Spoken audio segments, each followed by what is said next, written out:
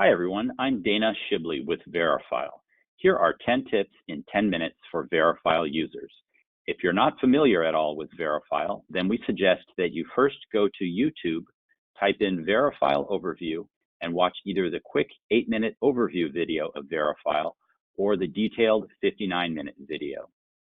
All of you as NSA members should know that you have access to the premium version of Verifyle, which is Verifyle Pro, at no charge to you or anyone at all with whom you'd like to share information.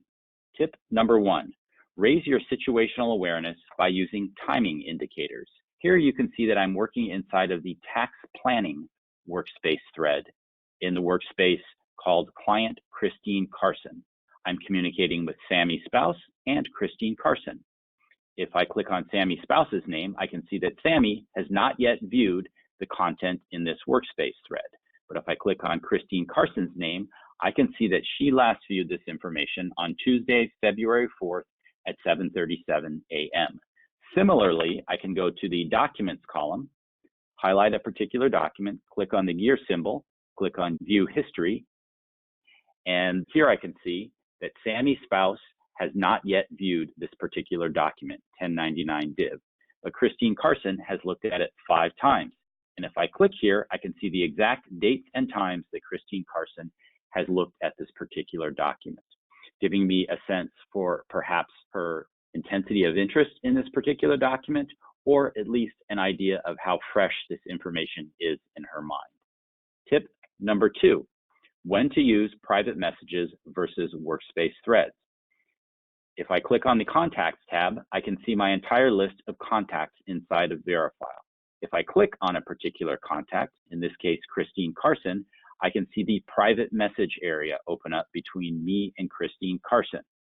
This is a very quick, easy, secure, one-to-one communication means between me and Christine Carson.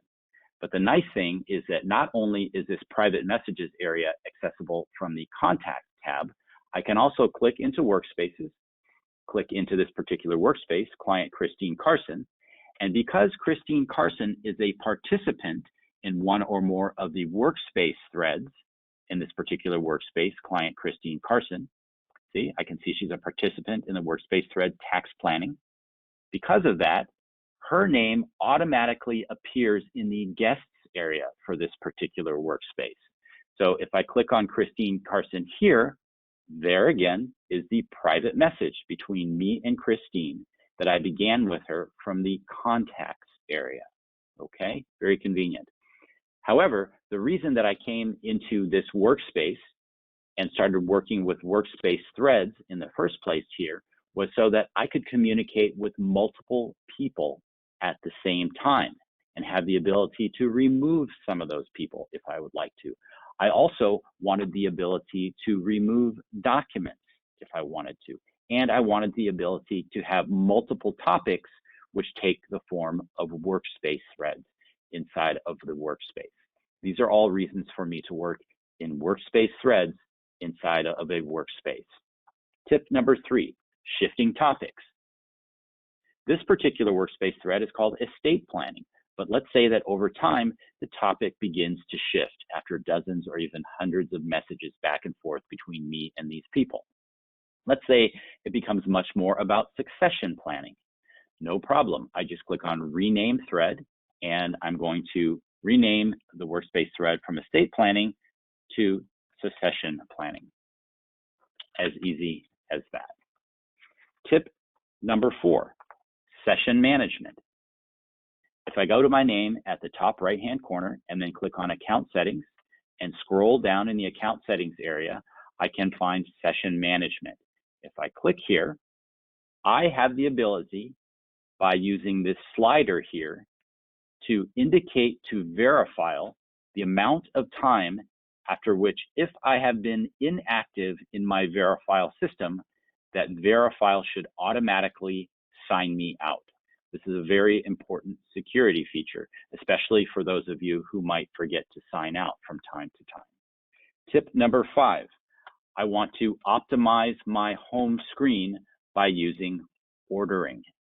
So here on my home screen, I can see my list of workspaces, and I can go to the Sort tab near the top right, click on it, and I can sort these workspace names by workspace name, or I can leave them sorted by updated date or recency, right? That's how I like it. I can also go to the Contacts tab, and I can sort my contacts similarly by clicking on the Sort tab, and then sorting those contacts by first name, sorting them by last name, or simply leaving them sorted by recency. That's how I like it. Tip number 6, I can optimize my home screen by using archiving. For example, let's say that project 9195 is largely wrapped up, and I don't want it to be right here in my immediate line of sight with my active workspaces all of the time.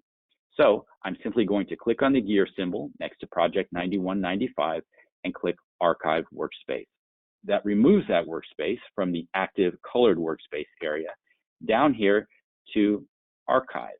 And I can click on the word Archive, and there is the project 9195 workspace. And I can unarchive it at any time if I would like to.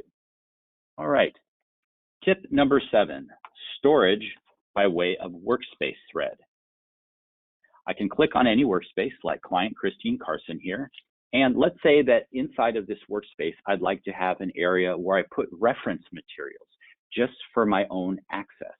All I need to do is go to Workspace Threads, click on the plus symbol, and then I'm going to name this particular workspace thread Reference Materials.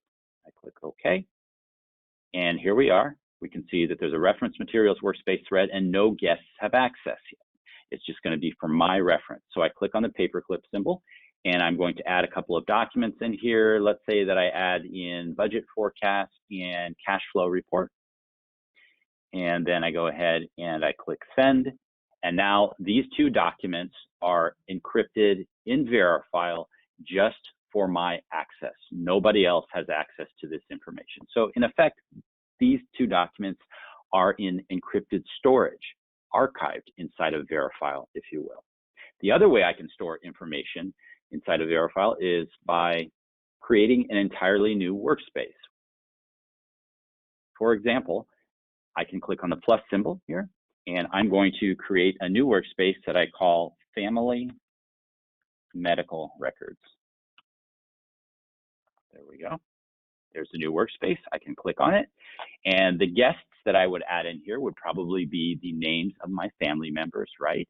And I could also create workspace threads with the names of things like annual checkup report or dental records, things like that. So very, very handy to store information inside of Verifyle. Tip number 9. Here are 3 helpful steps for you to get started inside of Verifyle if you haven't already done so. A, bulk upload your contacts. So you can go to the Contacts tab, click on the plus symbol, and instead of individually adding contacts into Verifyle, which takes a lot of time, you can bulk import contacts into Verifyle using the CSV file format, which is a standard format for software companies to export and import contact information. If you need some help with doing this, just go to YouTube and type in Verifyle contacts, and you will see a very useful mini tutorial video there that will show you how to do that. B, send a regular old email to your clients, letting them know that from this point forward, you will be communicating with them inside of Verifyle so that their information is safe and secure. C, put something inside of Verifyle for your clients, even if it's just a welcome message, so that that will automatically trigger an email alert to each of them, letting them know that there's information waiting for them inside of Verifyle. It gives them a reason to go right in. That entry process is very seamless, so they don't feel like they're going through some kind of setup process, which people don't like. And also there will be information waiting for them inside of Verifyle when they get in. That's very important. People don't like to go into a new software system and find that there's no information for them yet inside of there. Tip number 10, don't put all of your clients in a single workspace. We've seen that best practice in your industry is creating a separate workspace for each of your clients. Those are your 10 tips. Thank you.